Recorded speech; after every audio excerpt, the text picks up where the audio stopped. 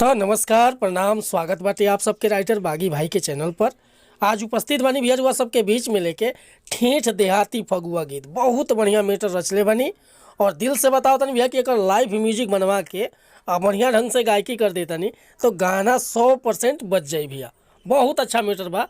तो चलिए देर ना करते हुए मेटर के शुरुआत कइल जा कि कैसे गावे के बा, का एकर धुन बा, का लय बा, कैसे कंपोज कैले बानी। लेकिन स्टार्ट कर से पहले भैया एगो बात बतावल चाहब कि रउआ अगर नया सिंगर बानी आ सिंगिंग में इंटरेस्ट बा, अच्छा मीटर के तलाश में भटकतानी, सही ढंग के मीटर नहीं मिलत, सही तुकबंदी नहीं मिलत, बढ़िया गीत नहीं मिलत भैया, तो अगर हमारा चैनल पर आ गए बानी तो निश्चिंत रही, निराश भइला की जरूरत नहीं है।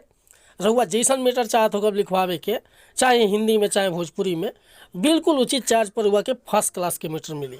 मीटर में कोनो प्रकार के कंप्रोमाइज़ ना, जबरदस्त मीटर, तुकबंदी एकदम सटीक रही। तो कोनो प्रकार के मीटर हुआ लिखवा सकता नहीं। Sad song, love song, Holi song, चैता गीत, धोबी गीत, पूर्वी गीत, चाहे भक्ति भजन, कोनो प्रकार के गाना लिखवावे खतरा बेहिचक रुआ संपर्क कर सकीले। डिस्क्रिप्शन में हमारा नंबर बा। और हाँ, चैनल पर नया बन तो चैनल के सब्सक्राइब कर ली, बेल आइकन प्रेस कर ली, ताकि हर रोज़ रुआ के नया नया मीटर सुने के, देखे के और गावे के मिलत रही भैया।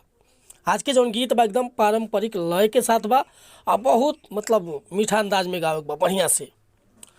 देखिए कैसे गाना बाटे, इनमें सब चलेला होली के गीत में। आज के कर सॉन्ग है खेलबू रंग बूढ़ियो, बूढ़ऊ पड़ले बेमार। के कर सॉन्ग है खेलबू रंग बूढ़ियो, बूढ़ऊ पड़ले बेमार। बूढ़ऊ पड़ले बेमार, बूढ़ऊ पड़ले हो, बूढ़ऊ पड़ले बेमार, बूढ़ऊ पड़ले। असो फागुन के लहार, के करा संगे लुटबू ये बूढ़ियो, बूढ़ऊ पड़ले बेमार।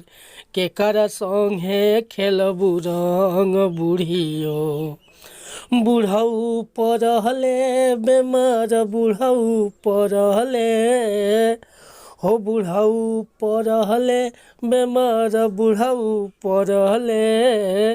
असो फागुन के लहार, के करा संगे लुटबू ये बूढ़ियो, ए बूढ़ऊ पड़ले बेमार। के करा संगे खेलबू रंग बूढ़ियो, बूढ़ऊ पड़ले बेमार। के करा संगे खेलबू रंग बूढ़ियो, कि बूढ़ऊ पड़ले बेमार। के करा संगे खेलबू रंग बूढ़ियो, है होली है। ठीक बाटे भैया। तो मुखड़ा लेकर वह सबके बीच में उपस्थित रहनी है। अगर हमारा गाँव में कोनो भूल चूक भली तो क्षमा चाहता नहीं, काहे कि भैया हमारे स्केल नहीं है उतना ऊपर से गावे के। रउआ एक बढ़िया से सजा के स्वर से बढ़िया से गायकी कर सकता नहीं, आप बोल बोल के जोगीरा के साथ वाकई गीत बच जाई भैया। काहे कि पारंपरिक लय के साथ जो होली गीत होला ओकर अंदाजे अलग होला। तो अगर मीटर पसंद बा, फुल गीत लिखवावे के चाहता नहीं, तो बेहिचक हमारा व्हाट्सअप नंबर पर संपर्क कर सकीले भैया। हमार व्हाट्सअप के नंबर बा 8874473128। कोनो प्रकार के गाना लिखवावे खतरा चाहे नया म्यूजिक बनवावे खतरा बेहिचक रुआ संपर्क कर सकीले भैया। मिलत ने अगला वीडियो में कुछ नया गाना के साथ। तब तक के लिए रुआ सब सहमति चाहता नहीं और गाँव में दिक्कत भली भैया तो क्षमा चाहत नहीं, काहे कि हम राइटर हैं, सिंगर ना। मिलत ने अगला वीडियो में। नमस्कार प्रणाम धन्यवाद भैया। जय हिंद, जय भारत, जय भोजपुरी समाज।